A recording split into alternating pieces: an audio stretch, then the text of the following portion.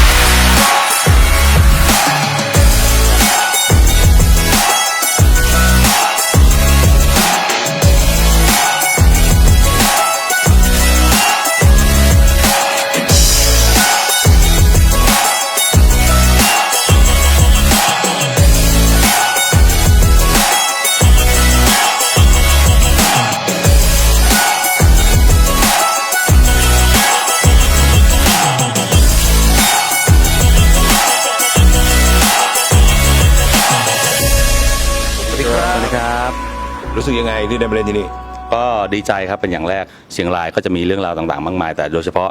ที่นี่ก็จะมีเรื่องราวสนุกแน่นอนครับสำหรับน้องๆราชภัฏเชียงรายนะครับก็เราอยู่ในวัยศึกษาเนาะก็แต่จริงๆแล้วเราไม่จำเป็นต้องศึกษาภายในห้องเรียนอย่างเดียวครับสิ่งที่แนะนำก็คือเรียนบ้างเล่นบ้างเรียนให้หนักเล่นให้หนักครับแล้วก็บาลานซ์ชีวิตให้ดีข้างนอก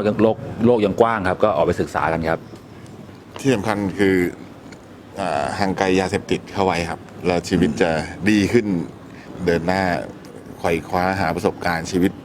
ที่ยังต้องค้นหาอีกมากมายครับใช่ครับก็เป็นวัยที่